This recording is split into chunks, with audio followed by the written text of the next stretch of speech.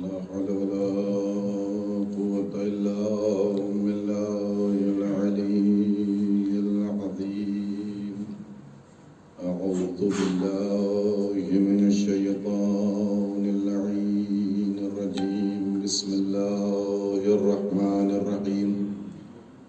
الحمد لله الذي هدانا لهذا وما كنا لنهتدي لولا أن هدانا الله. لقد جاءت رسل ربنا بالحق. ثم الصلاة والسلام والتحية والإكرام على النبي الأمي المكي المدني القرشي الهاشمي الرسول المصدق المصطفى الأمجد حبيب الله العالمين وشفيع المذنبين ورحمة للعالمين أبي القاسم مصطفى محمد. اللهم صل على محمد وآل محمد وعلى أهل بيته الطيبين الطاهرين المعصومين المظلومين ولعنة الله على أعدائهم أجمعين منكري فضائلهم وغاصبي حقوقهم. اللهم خص أنت ولا ظالم باللعن مني وابدأ به ولنزل الثاني والثالث والرابع. اللهم لعن يزيد خامسا ولعن عبيد الله وابن زاد بن مرجانا وعمر بن سعد وشمرا وعلى أبي سفيان وآل سعد وآل مروان إلى يوم القيامة. رب اشرح لي صدري ويسر لي أمري واحلل عقدة من لساني يفقهوا قولي. أما بعد فقد قال الله سبحانه وتعالى في القرآن الحكيم وهو أصدق الصادقين قوله الحق. بسم الله الرحمن الرحيم. إنه لقرآن كريم في كتاب مكنون لا يمسه إلا المطهرون وتنزيل من رب العالمين. صلوات بر محمد.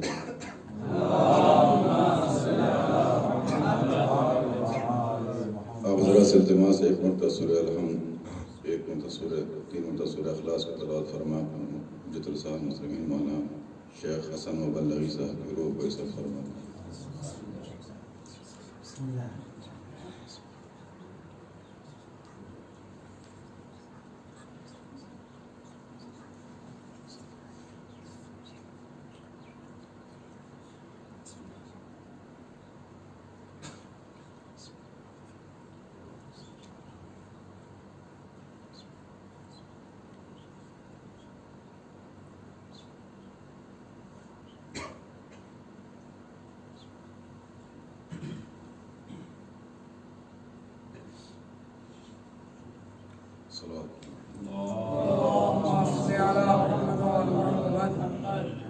قرآن مجید کے مقدس الفاظ ہیں جن کی تلاوت کو شرف حاصل کیا ہے.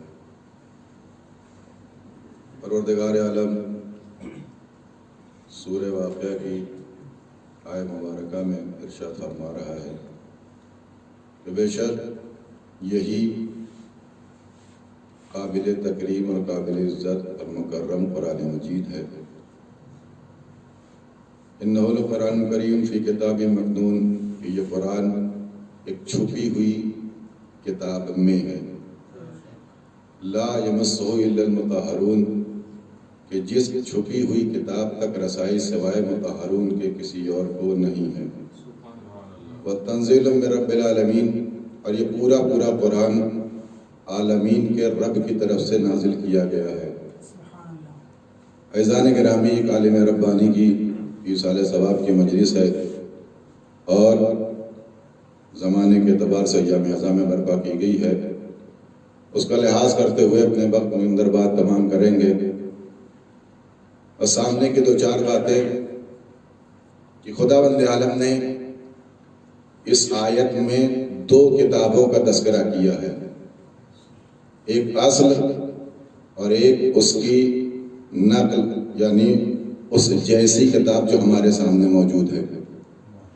یعنی اللہ نے کہا کہ بے شک تاکید کے ساتھ ہے یہی قرآن مکرم ہے، یہ قابل تکریم یہ عظیم کتاب جس کو اللہ نے قرآن مجید کہہ کے تعارف کرایا، اور صرف یہ قرآن نہیں ہے بلکہ یہ جو تمہارے ہاتھوں میں موجود ہے اور دو تختیوں کے درمیان جو حروف اور کلمات تم تلاوت کر رہے ہو، یہ صرف قرآن نہیں ہے بلکہ یہ ایک چھپی ہوئی کتاب میں موجود ہے۔ کتاب یعنی لا کیا ہے، نحو کر قرآن کریم فی کتاب مکنون، چھپی ہوئی کتاب میں۔ اس کا مطلب یہ کتاب کسی اور کتاب میں بھی ہے۔ توجہ چاہتا ہوں، یہ کتاب کسی اور کتاب کے اندر موجود ہے۔ مفسرین نے فرمایا کہ اس قرآن کو اللہ نے کہیں اور لکھا ہے، اور جہاں لکھا ہے اس لوح کو اللہ نے کتاب مکنون کہا ہے، یعنی وہ قرآن وہاں سے روشن ہے، اس کی جو درخشاں اور روشنیاں جو آ رہی ہیں وہ اس سے تم استفادہ کر رہے ہو۔ عزیزان گرامی، قرآن نے کیا کہا کہ اگر ہم قرآن کو، توجہ چاہتے ہیں، اگر ہم قرآن کو پہاڑ پر نازل کر دیتے تو ریزہ ریزہ ہو جاتا۔ کیا یہ قرآن ہے یا یہ قرآن وہ قرآن ہے کہ جس میں وہ یہ قرآن لکھا گیا ہے؟ صلوات پڑھیے محمد و آل محمد پر۔ اگر ٹوٹ جاتا تو ہمارے یہاں الماریوں میں اور بہت سی جگہوں پر، ہر جگہ پر قرآن مقدس عظیم کتاب، الفاظ وہی، معنی وہی، سب کچھ وہی ہے نا، کوئی تبدیلی، کوئی تغیر، کچھ اس کے اندر تحریف نہیں ہے جو ہمارے عقیدے کے مطابق۔ اس کا مطلب یہ کتاب ہے، اللہ کی کتاب ہے، اس میں کمی زیادتی نہیں ہے، لیکن جس کتاب کے نازل کر دینے پر اللہ نے یہ کہا کہ ریزہ ریزہ ہو جاتا، تو اللہ نے کیا کہا؟ وہ کتاب مکنون ہے۔ وہ کہاں ہے کہ جس کو ایک قلم، چلتے ہوئے قلم نے لکھا ہے۔ توجہ کرو، وہ کتاب کون سی ہے؟ جو لوح محفوظ پر لکھی گئی ہے۔ اسی بنا پر اللہ نے کہا اس کتاب کے لیے نہیں کہا ذالک الکتاب لا ریب فیہ، یہ وہ کتاب ہے جس میں کوئی شک و شبہ نہیں ہے، یہ وہ کتاب ہے جس میں شک کی گنجائش نہیں ہے۔ یعنی کیا مطلب؟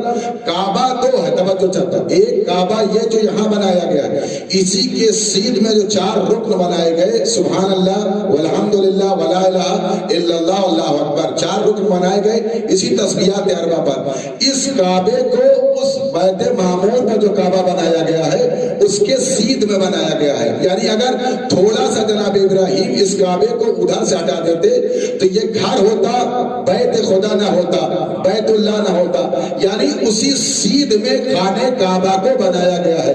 یعنی اس کا مطلب تم اس کا طواف کرو گے تو اس کا طواف گویا اس کا طواف کہلائے گا، اس کی عظمت اس کی عظمت ہوگی، اس کا وقار اس کا وقار ہوگا، اس کی بزرگی اس کی بزرگی ہوگی۔ یہاں پر آنے کا مطلب وہاں آنے کا مترادف ہوگا۔ بس ایسے ہی یہ وہ کتاب ہے کہ اگر اس کو ہم نازل کر دیتے تو وہ ریزہ ریزہ ہو جاتا، زمانہ اس کو برداشت نہیں کر سکتا تھا، لہذا ہم نے تھوڑا سا ہلکا کیا اور اس قرآن کی نقل تمہارے درمیان دے دی۔ ہے یہ وہی کتاب لیکن یہ وہ نہیں ہے جو وہ ہے۔ صلوات پڑھیے محمد والے محمد پر۔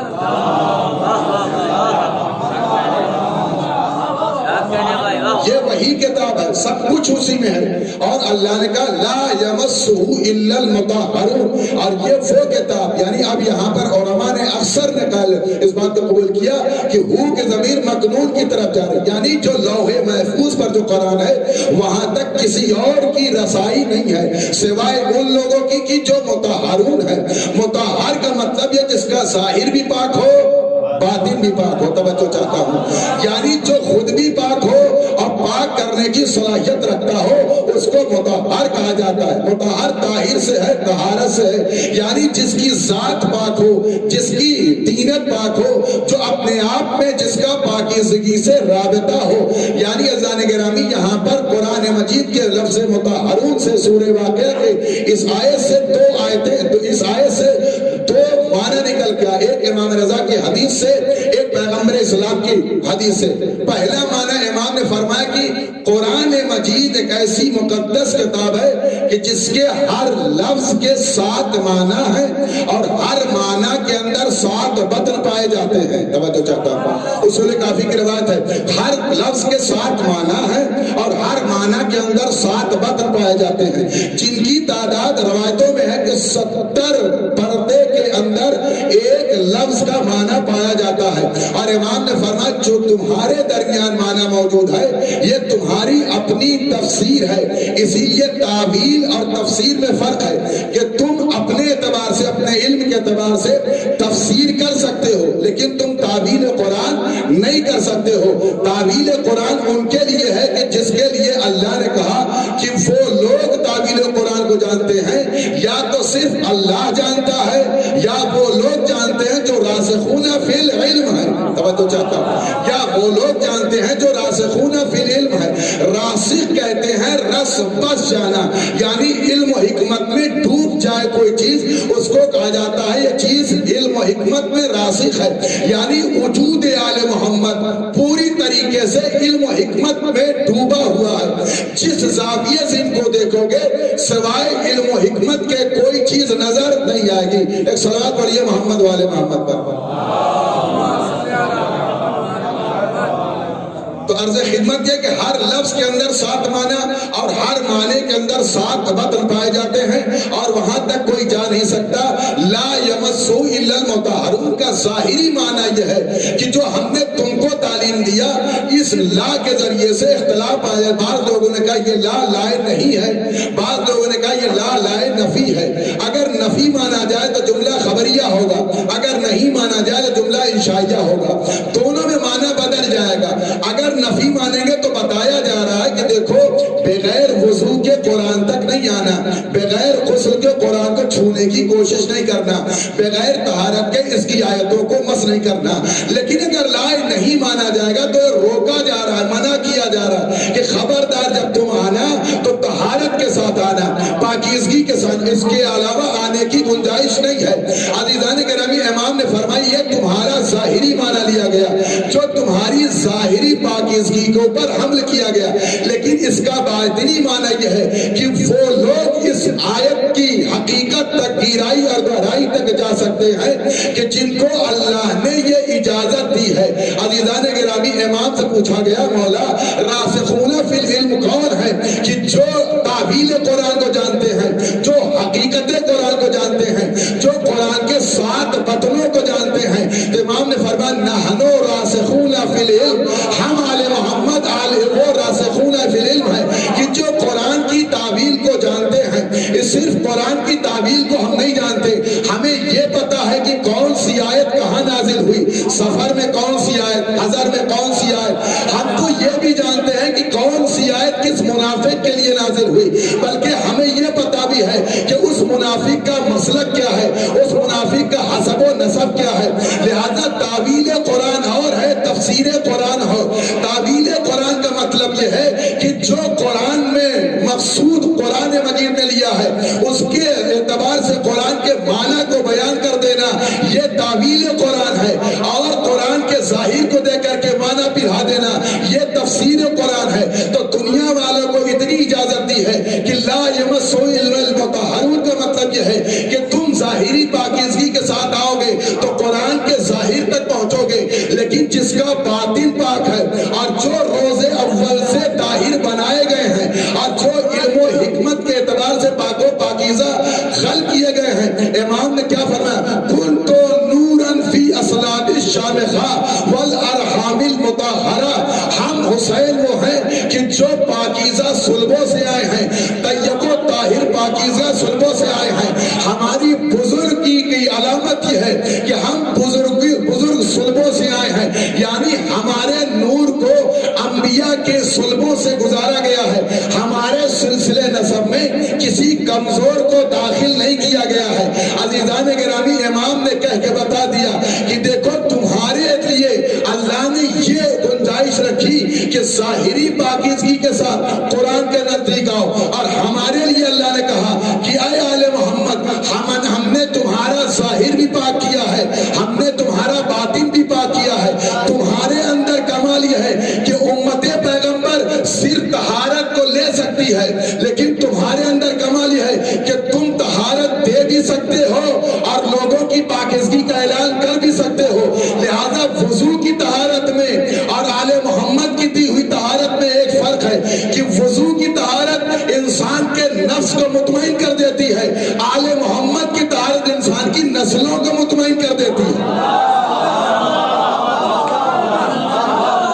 आप पढ़िए मोहम्मद वाले मोहम्मद ला यमस्सु इल्लल मुतहहरून। पैगंबर इस्लाम ने फरमाया ये मुतहहरून से मुराद हम आले मोहम्मद हैं, यानी कुरान मजीद की हकीकत तक सिर्फ अहले बैत अलैहिस्सलाम के अलावा कोई और नहीं जा सकता। ये लोग वारिसे कुरान हैं, ये लोग हकीकत कुरान को जानते हैं। साहब छठे इमाम ने फरमाया कि हम कुरान के 7 बतनों के मालिक हैं। तवज्जो कीजिएगा, हम कुरान मजीद के 7 बतनों के मालिक हैं। अल्लाह ने इल्म के 72 दर्जे खल किए हैं, यानी इसमें आजम अल्लाह ने 72 खल किए हैं, और 72 में अल्लाह ने जनाब ईसा को सिर्फ 2 दिया था, और इसी 2 की बिना पर जनाब ईसा सारे कमाल अंजाम देते थे। किसी को छू लेते थे शिफा हो जाती थी, मुर्दे के बाद दुआ कर देते थे जिंदा हो जाता था। अजीजान गिरामी, पैगंबर इस्लाम ने फरमाया जनाब ईसा को 2, जनाब मूसा को 4, जनाब इब्राहिम को 6, और जनाब नूह को 8, और जनाब आदम को 25 हुरूफ का इल्म दिया गया था। ये वो हुरूफ थे जिनको अल्लाह ने इसमें आजम करार दिया है। और इन हुरूफ का कमाल ये था कि जनाब मूसा, जनाब ईसा सिर्फ 2 हरफों की बिना पर परिंदे को बनाते थे, रूह फूंक देते थे, परिंदा होने लगता था, छू लेते थे, शिफा होने लगती थी, मुर्दों को जिंदा कर देते थे। आज दुनिया अहले बैत अलैहिस्सलाम के मौजज़ात पर शक करती है। जनाब ईसा जैसा नबी अगर सिर्फ 2 हरफों का कमाल ये रखे कि मुर्दों को जिंदा कर दे, बीमारों को शिफा दे दे, और परिंदों में रूह फूंक दे तो जिंदा हो जाए, होने लगे। जनाब ईसा का कमाल यह है, पैगंबर इस्लाम ने फरमाया कि जो कुछ तमाम अंबिया को दिया गया वो समेट के सिर्फ हमको दिया गया है। लिहाजा जनाब आदम को 25 हुरूफ दिए गए, और पैगंबर इस्लाम को 71 हुरूफ दिए गए, और ये सारे 71 हुरूफ अल्लाह ने जब पैगंबर इस्लाम को दिया, और जब पैगंबर इस्लाम जाने लगे, इन तमाम हुरूफ को मौला अली को तालीम दिया। मौला अली ने फरमाया कि अल्लाह के रसूल ने हमको 70 बाब इल्म के सिखाए, और हमने हर बाब से 70 बाब खोले। यही मतलब है कि 71 हुरूफ के मालिक आले मोहम्मद अलैहिस्सलाम है। अजीजान गिरामी, जुमला कह के आगे गुजरना चाहता हूँ। जब जनाब ईसा को सिर्फ 2 हरफों का इल्म हो, इतने उलूज में पहुंचा दे, तो जो आले मोहम्मद 71 उलूम के मालिक हो, 71 इसमें आजम दिया गया हो, अगर वो अपनी ठोकरों से मुर्दा जिला दे तो ताज्जुब करने की जरूरत नहीं है, बल्कि इनको कमाल इतना दिया गया है कि कुरान मजीद के लिए कहा गया कुरान ऐसी मुकद्दस किताब है कि इसकी तिलावत के जरिए से जमीन की हदों को समेटा जा सकता है, इसकी तिलावत के जरिए से पहाड़ को चलाया जा सकता है, इसकी तिलावत के जरिए से मुर्दों को जिलाया जा सकता है। अजीजान गिरामी, इतना ही नहीं, यानी कुरान मजीद की तिलावत अगर आम आदमी करे, मुखलिस बन के करे, तो उसके अंदर ये सलाहियत है कि जमीन की हदों को समेट दे। जो मुअल्लिमे कुरान हो, जो रूहे कुरान हो, जो जाने कुरान हो, जो मुफस्सिरे कुरान हो, जिसके लिए पैगंबर ने फरमाया यारी अना तंजीलुल कुरान अंता तावीलुल कुरान। ऐ अली, मैं कुरान की लफ्ज़ें हूँ, तुम कुरान के माना हो। ऐ अली, मैं कुरान की आयतें हूँ, तुम कुरान की तावील हो। ऐ अली, मैं कुरान की ज़ाहिरी लफ्ज़ें हूँ, तुम कुरान के मफ़हूम हो। तुम्हारे बगैर कुरान मुकम्मल नहीं है। अजीज़ों, जिसको कुरान का बदील कहा गया हो, उसका क्या कमाल है। यानी एक आम आदमी अगर तिलावत करे तो जमीन की हदों को समेट सकता है। अगर अली तिलावत करे, तवज्जो कीजिएगा, यही वजह थी कि जब जंगे सिफ़ीन से मौला अली पहुंचे तो जनाब सईद मौजूद थे। कहा, मैंने देखा मौला कि ज़ोहर का वक्त करीब है, नमाज का वक्त हो गया, लेकिन मौला नमाज नहीं पढ़ते। मौला अली को बाबिल की जमीन से गुजारा गया, मौला रुकते नहीं, मौला आप नमाज नहीं पढ़ते। मैंने ये सोचा कि पैगंबर इस्लाम ने मौला अली के लिए फरमाया था कि अली का कदम न बगैर इल्म हिकमत के उठता है, न बगैर इल्म हिकमत के रखा जाता है। अगर मौला अली रुक करके नमाज अदा नहीं कर रहे हैं, जिसका मतलब कोई न कोई हिकमत जरूर पोशीदा है। लिहाजा मैं वहां नमाज पढ़ूंगा जहां मौला अली नमाज पढ़ेंगे। चलते चलते सूरज गुरूब हो गया। मौलाए कायनात, रवायत मौजूद है कि करबला की जमीन पर आए, बाद रवायतों में हिल्ला की भी रवायतें मौजूद हैं। करबला के हुदूद جو ہے اس زمانے میں طوفان کے اعتبار سے ان تمام زمینوں کو شامل ہے. اسی لیے مقام ہلا پر جو مولا علی نے سورج پلٹایا تو آقا خوئی علیہ الرحمہ نے فرمایا کہ اس وقت بابل کی زمین پر وصی رسول کو نماز پڑھنا اللہ نے حرام قرار دیا تھا. کہا کیوں؟ کہ اس لیے کہ جس زمین پر عذاب نازل ہو جاتا ہے اس زمین پر وصی رسول اس زمین کو قابل سجدہ نہیں سمجھتا. عزیزو جب زمین قابل عذاب ہو جائے تو وصی رسول قدم رکھنا گوارا نہیں رکھتا. تو جن کو اللہ نے قرآن مجید میں ظالم کہہ کے خطاب کیا ہو، جن کو اللہ نے قرآن مجید میں ظالم کہہ کے خطاب کیا ہو، وہاں ولایت علی کیسے پہنچ جائے گی؟ لہٰذا اس زمین پر بابل پر مولا علی کو نماز پڑھنا حرام تھا. مولا کائنات نے نماز نہیں پڑھی. جناب سعید نے کہا مقام آیا، امام نے سورج پلٹایا، نماز پڑھی. میں کہوں گا مولا شریعت آپ بتاتے ہیں، احکام کے مالک آپ ہیں، ذمہ دار قرآن آپ ہیں، سارے احکام آپ کے ذریعے سے آئے ہیں. حکم پروردگار یہ ہے کہ جتنا ممکن ہو آخری وقت میں اتنا نماز پڑھ لی جائے. 1 رکعت ہو 1 رکعت پڑھ لیجئے، 2 رکعت کا امکان ہو 2 پڑھ لیجئے، 3 کا امکان ہو 3 پڑھ لیجئے. یہ سورج پلٹانے کی ضرورت کیا ہے؟ اور صرف سورج نہیں پلٹے گا بلکہ اپنے مدار پر کائنات پوری واپس آئے گی. توجہ چاہتا ہوں، اس لیے کہ پوری کائنات اپنے مدار پر واپس آئے گی. یہ کمال علم علی ہے زان گرامی کہ قرآن کہتا ہے کہ اگر ہم کو پڑھو تو زمین کی حدوں کو سمیٹا جا سکتا ہے. معلم قرآن وہ ہے جس نے سورج کی تنابوں کو کھینچ کر کے اپنے مقام پر پہنچایا، نماز ادا کر لی. مولا آپ نے کیوں کیا؟ توجہ چاہتا ہوں، جبکہ آپ نے جنگ صفین میں 35 گھنٹہ لگاتار جنگیں کی ہیں اور مولا علی نے 35 گھنٹے کے درمیان نماز خوف پڑھ کے بتایا کہ 2 قسم کی نمازیں ہیں. ایک علی جو نماز خوف میں پڑھے تمہاری آسانی کے لیے، ایک علی جو سورج پلٹا کے پڑھے اپنے عروج کے لیے. دونوں میں فرق ہے. مولا آج آپ بھی 2 رکعت پڑھ لیجئے، سورج پلٹانے کی ضرورت کیا ہے؟ آخر حکم یہی ہے کہ جتنا ممکن اتنی پڑھ لی جائے. تو شاید مولا علی جواب دے یہ حکم مجبوروں کے لیے ہے، مختاروں کے لیے نہیں ہے. صلوات پڑھیے محمد والے محمد پر. لہذا قرآن کے وارث اہل بیت علیہ السلام نحن راسخون فی العلم، ہم جو ہے علم و حکمت کے راسخ لوگ ہیں. ہمارے ذریعے سے علم و حکمت کا منبع و ماخذ لوگوں تک پہنچا ہے. ہم علوم الہی کے مصدر ہیں، ہمارے ذریعے سے لوگوں تک علم پہنچتا ہے. عزیزان گرامی، تو امام نے فرمایا کہ جناب آدم کو 25 حرف دیے گئے اور جناب ابراہیم کو صرف 7 حرف دیے گئے، 6 حرف دیے گئے، اور جناب عیسیٰ کو 2 حرف دیے گئے.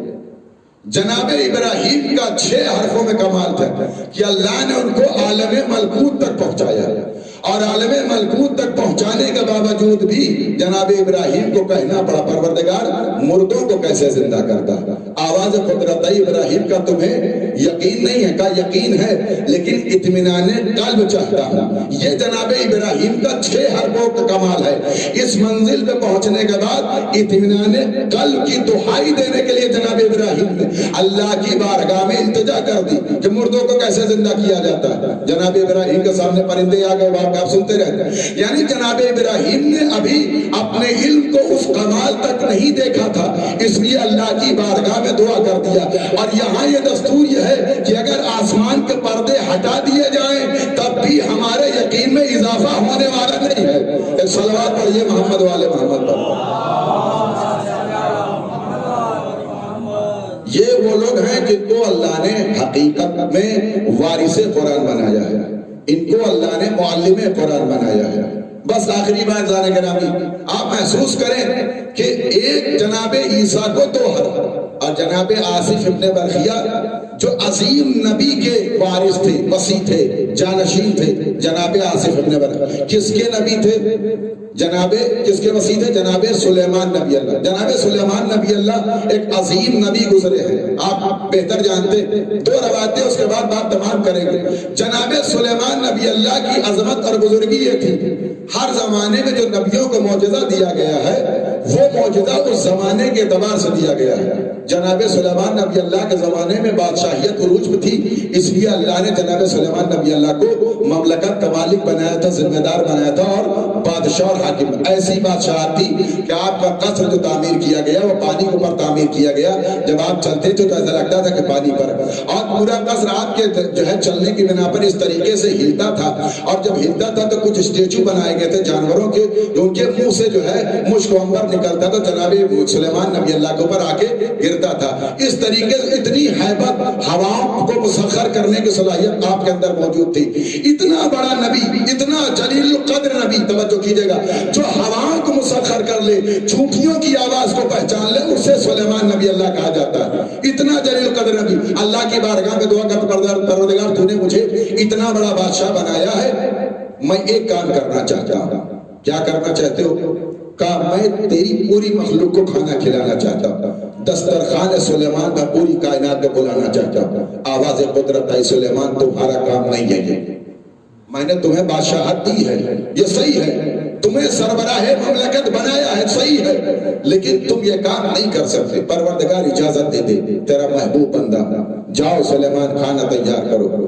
آواز قدرت آ گئی، اجازت ملی، جناب سلیمان نبی اللہ پوری کائنات کے لیے کھانا تیار کیا. اب آپ سوچ سکتے ہیں کہ کتنی لاتعداد مخلوقات پوری دنیا میں موجود ہیں. ایک تو یہ جاننا کہ کون سا جانور کیا کھانا کھاتا ہے، یہ پہچاننا کون سی مخلوق اس کی غذا کیا ہے، اور اس کے بعد پوری کائنات کے لیے کھانا جب تیار ہوا، آواز قدرت ہے سلیمان تم آمادہ ہو. آواز قدرت آئی جیسے ہی کہ ہاں میں آمادہ ہوں، پروردگار بھیج دے. اللہ نے پوری کائنات کے مخلوق کو نہیں بھیجا، سمندر کے تہوں سے ایک مچھلی بھیجی. آئی جناب سلیمان نبی اللہ کے پاس اور سلام کیا. سلام کرنے کے بعد اجازت آئی، اے اللہ کے نبی اگر اجازت ہو تو میں رزق اپنے حصے کا تناول کروں. جناب سلیمان نبی اللہ نے کہا ہاں بالکل. اس نے جتنا کھانا پکا ہوا تھا ایک لقمے میں کھا لیا. جو اللہ کے نبی نے کہا کہ یہ کیا تم نے سارا کھانا ایک لقمے میں کہا؟ اے میرے حبیب، اے اللہ کے نبی، پروردگار سے گزارش کریے، پوچھئے کہ وہ مجھے کتنا کھانا کھلاتا ہے. آواز قدرت ہے سلیمان اسی مچھلی سے پوچھو. جب اللہ کے نبی نے پوچھا کہ تم کتنا کھانا کھاتی ہو، کہا جتنا آپ نے ابھی کھلایا ہے اتنا ہی کھانا ایک وقت میں اللہ 3 مرتبہ ہمیں کھلاتا ہے. یہ اللہ کے نبی کا اور پروردگار عالم کے جلیل القدر بندے کا عروج تھا کہ پوری کائنات کے مخلوق کو کھانا کھلانے کے لیے دعوت دی. تو اللہ نے جناب سلیمان نبی اللہ کو اس حد کو بتانے کے لیے ایک مچھلی کو بھیجا اور سارا کھانا کھا گئی. لیکن تاریخ نے ایک واقعہ لکھا، مناقب ابی طالب، کہ جناب سلیمان نے کیا کہا تھا کہ میں پوری کائنات کے مخلوق کو کھانا کھلانا چاہتا ہوں. ایک وقت کی بات ہوئی تھی، لیکن جناب سلیمان نبی اللہ نے فوراً سجدے میں سر کے آواز دی، سبحان ربی الاعلیٰ و بحمدہ، یعنی تمام تعریف و بزرگی صرف تیرے لیے یہ کام تو کر سکتا ہے. لیکن تاریخ نے خلیفہ دوم کے ذریعے سے روایت نقل کی کہ میں مدینے سے نکلا اور کھنڈر میں جب پہنچا تو میں نے دیکھا کہ حضرت علی بیٹھے ہوئے ہیں، اور جب میں نے علی کو دیکھا تو ان کے ہاتھوں میں حرکت ہو رہی ہے. میں نے پوچھا یا علی آپ کیا کر رہے ہیں؟ کہا میں اس وقت کھنڈر میں بیٹھ کے کائنات کی مخلوق کو رزق بانٹ رہا ہوں، میں کائنات کی مخلوق کو رزق بانٹ رہا ہوں. عزیزان گرامی حیرت زدہ ہو گیا. جناب سلیمان نے کیا کہا تھا؟ میں چاہتا ہوں کہ کھانا کھلاؤں. علی نے کہا میں رزق بانٹ رہا ہوں کائنات کو. عزیزان گرامی تاریخ نے لکھا کہ ایک مرتبہ اس نے کہا یا علی آپ روز ہر وقت یہ کام کرتے ہیں؟ کہا میں ہر روز اسی مقام پر بیٹھ کر کے کائنات کی مخلوق کو رزق تقسیم کرتا ہوں. عزیزان گرامی دوسرے دن جب پلٹا تو اپنی مکاری اور یاری کے جال میں بنا ہوا امیر مومنین کے پہلو میں آ کر خاموشی سے بیٹھ گیا. اور ایک مرتبہ جب مولا کے ہاتھوں کی حرکت تھمی تو مولا کائنات سے کہا یا علی کیا آپ نے رزق تقسیم کر دیا؟ کہا ہاں ہم نے پوری کائنات کی مخلوق کو رزق بانٹ دیا ہے. عزیزان گرامی جیسے ہی مولا کائنات نے کہا کہ ہاں ہم نے پوری کائنات کو کھانا کھلا دیا ہے تو آنے والے نے کہا یا علی تلاش کر لیجئے، ہو سکتا ہے کوئی مخلوق رہ گئی ہو. لا تعداد مخلوق اللہ کی موجود ہیں. پہاڑوں کی تہوں میں کوئی نہ کوئی مخلوق موجود ہے؟ سمندر کے اندر لاتعداد مخلوقات موجود ہیں. کون سی شے اور نحیف سی نہیں مخلوق اللہ کی جو دکھائی بھی نہیں دیتی، اس کو آپ نے کیسے پہنچایا؟ تلاش کر دیجئے، شاید کوئی مخلوق رہ گئی ہو. مولا کائنات نے پوچھا بتا تیرے ہاتھ میں کتنی انگلیاں ہیں؟ کہا 5 انگلیاں. کہا تلاش کر لے، شاید کوئی کم نہ ہو یا زیادہ ہو. کہا نہیں ہو سکتا. کہا کیوں نہیں ہو سکتا؟ کہا یہ سارا دن ہمارے سامنے ظاہر رہتی ہے. کہا بس جس طریقے سے تیرے سامنے تیری 5 انگلیاں ظاہر ہیں، ویسے ہی علی کے سامنے کائنات کا ذرہ ذرہ ظاہر ہے. اگر تو جاننا چاہتا ہے تو نکال اپنے جیب سے وہ شیشی جس کے اندر تو ایک چیوٹی بن کر کے لایا ہے. علی نے اس کو بھی رزق پہنچا دیا. گھبرا کے جو شیشی کا ڈھکن کھولا تو مولا کائنات نے اس کو جو رزق پہنچایا تھا تو چیوٹی گواہ بن کے بولی. اس کے منہ میں دہن میں ایک سبز پتی لگی ہوئی تھی جو علی کی رزاقیت پر اور علی کے کمال پر دلیل بنی ہوئی تھی کہ علی وہ نمائندہ الہی ہے جو کھنڈر میں بیٹھ کر کے کائنات کو رزق پہنچا رہا تھا. عزیزان گرامی توجہ کیجئے گا، عجیب شخص تھا کہ فاقوں میں جی رہا تھا مگر، توجہ کیجئے گا، عجیب شخص تھا کہ فاقوں میں جی رہا تھا مگر وہ اپنی مٹھی میں سب کا اناج رکھتا تھا. صلوات پڑھیے محمد والے محمد.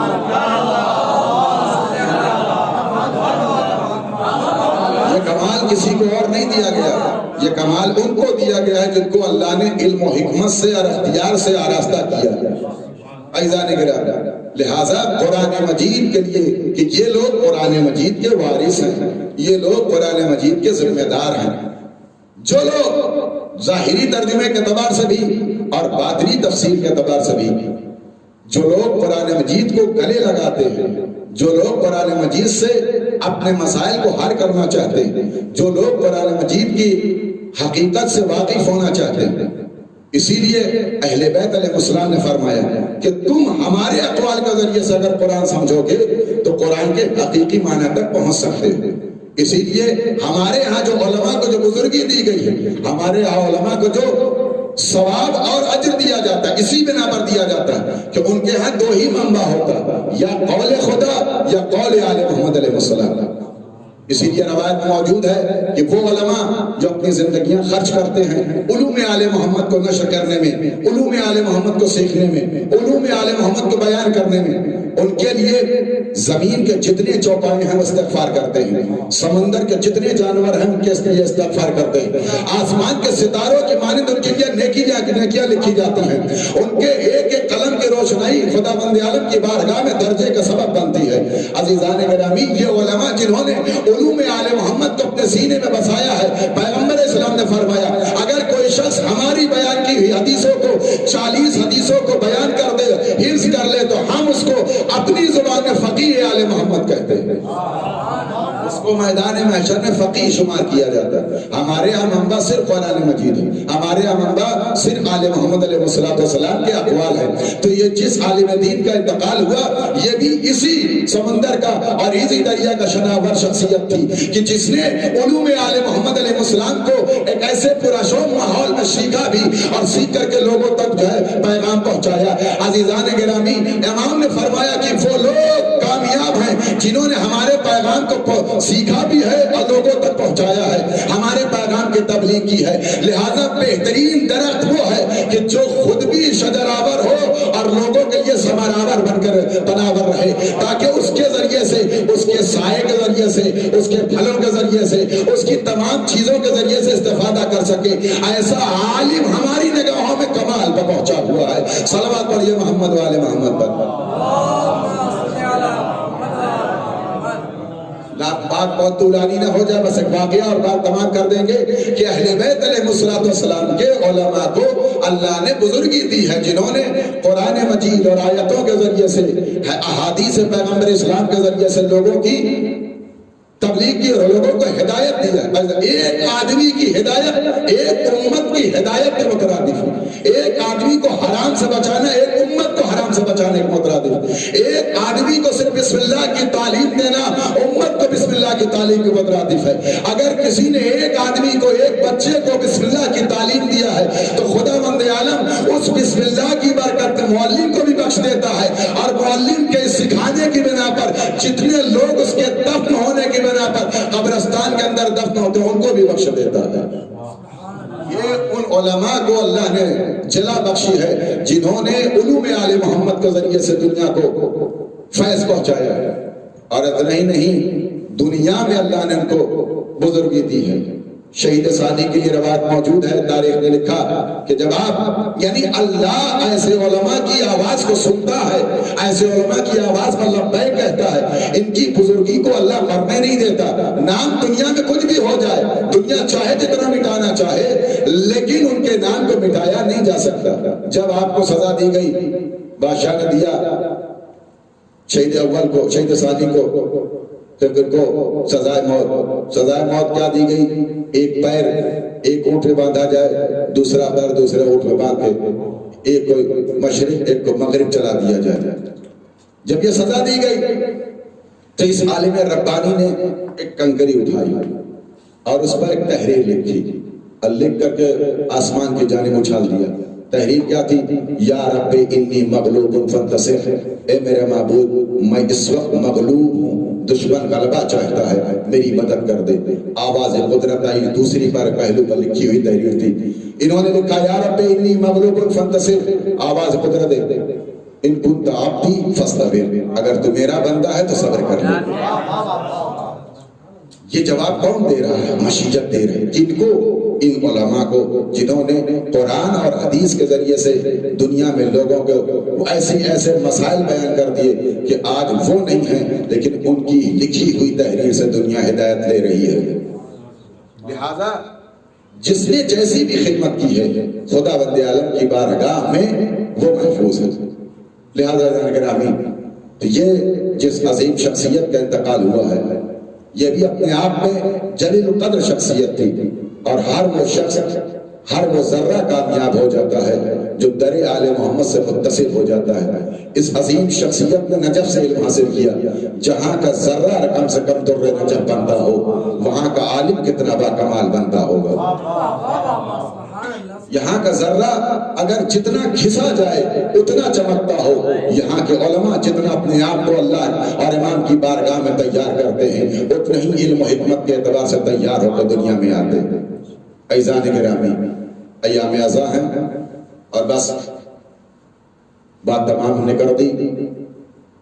اس عظیم بزرگ فقیہ کے اور عالم کے ایصال ثواب کے لیے یہی مصائب بھی ہے، اور یہی اس عظیم شخصیت کے لیے بہترین ایصال ثواب ہوگا کہ در آل محمد کا فقیہ ہونا کتنا بڑا کمال ہے کہ جو امیر مومنین کے در سے متمسک ہو جائے، لیکن اس کا کتنا بڑا کمال ہو کہ جس کو خود حسین رجل فقیہ کہہ کے بلا کر کے اپنے خیمے میں اور اپنے دامن میں سمیٹنے۔ جناب حبیب ابن مظاہر آگے سبوری نے ایک روایت لکھی ایام ازاں کے حوالے سے کہ جناب حبیب کو ایک عظیم اور بزرگ شخصیت نے خواب میں دیکھا۔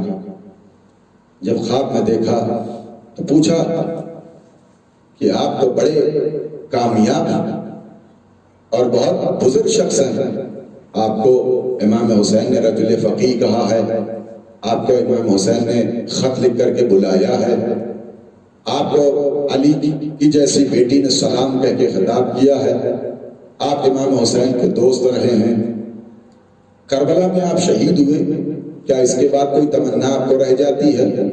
اس عظیم شخصیت نے کہا ہاں، اس کے بعد ایک تمنا ہے۔ عزیزان گرامی، تمنا کیا ہے؟ عالم دین اٹھ کے بیٹھ گئے اور سوال کیا، اتنی بزرگی ملنے کے بعد، اتنا وقار، اتنی رفعت اور بلندی حاصل ہونے کے بعد جو امام حسین کی معیت میں شہید ہو، جس کو مولا خط لکھ کر کے بلائیں، جو صحابی امام ہو، صحابی رسول ہو، اتنا بڑا عہدہ درجہ پانے کے بعد شہادت سب سے بڑا درجہ، اس کے بعد اب کیا تمنا آپ کو رہ جاتی ہے؟ کا ایک تمنا، کا کیا تمنا؟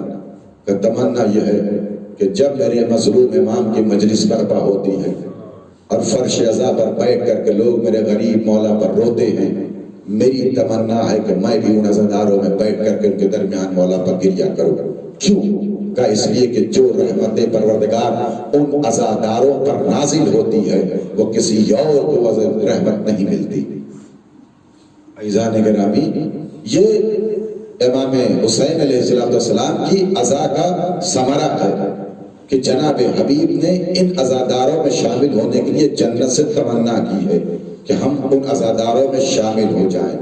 اللہ اکبر، کیوں نہ ہو، کیوں تمنا نہ کی ہو؟ جتنے قریب سے مظلوم کربلا کی مظلومی کو جناب حبیب نے دیکھا ہے، ہم نے اور آپ نے صرف سنا ہے، اور انہوں نے اس فقرے کو اپنے کانوں سے سنا ہے جس میں مظلوم کربلا نے فرمایا انا قتیل الابرا، مجھے رلا رلا کے شہید کر دیا گیا۔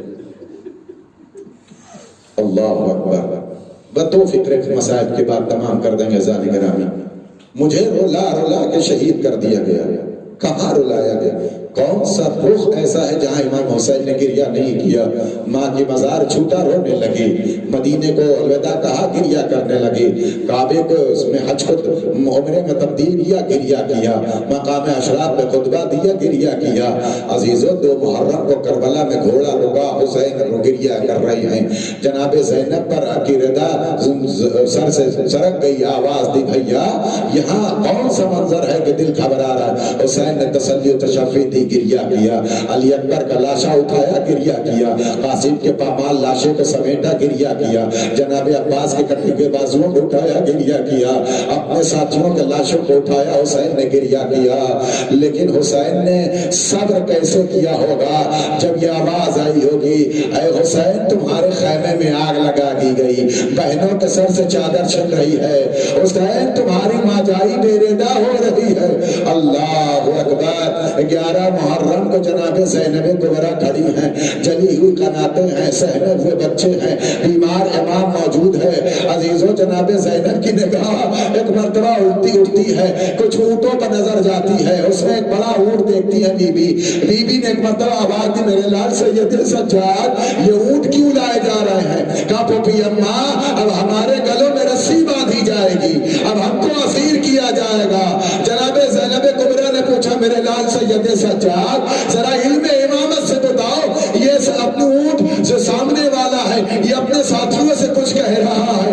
امام نے فرمایا اے پھوپھی اماں آپ نے عجیب و غریب سوال کر لیا ہے۔ کہا میرے لال بتاؤ تو صحیح۔ ایک مرتبہ امام سجاد نے کہا پھوپھی اماں یہ اپنے ساتھیوں سے کہہ رہا ہے اے میرے ساتھیوں ہم جانور ضرور ہیں لیکن آل محمد کی عظمت سے واقف ہیں، اے میرے ساتھیوں آہستہ آہستہ قدم رکھنا، حسین کے بچے بھوکے پیاسے ہیں اور حسین کے بچے یتیم ہیں، کہیں ایسا نہ ہو کوئی بچہ میری پشت سے گر جائے اور رسول کو میدان محشر میں جواب دینا ہو۔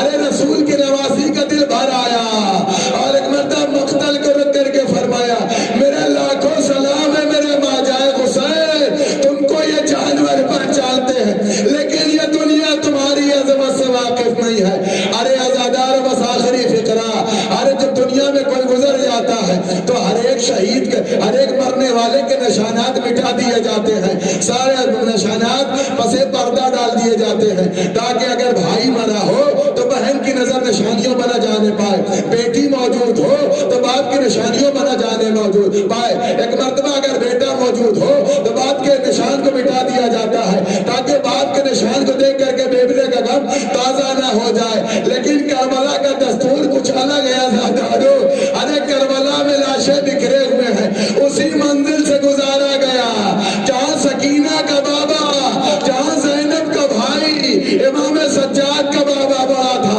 عزادارو امام کی نگاہ جب بابا پہ پڑی چہرہ متغیر ہونے لگا، بی بی نے آواز دی میرے لال سید سجاد کیا تم بھی عالم غربت میں ساتھ چھوڑ دو گے؟ اے پھوپھی اماں ارے ذرا بتائیے جس کا جوان بیٹا موجود ہو اس کے بابا کا لاشا کربلا کے بیابان میں بے گور و کفن پڑا ہے۔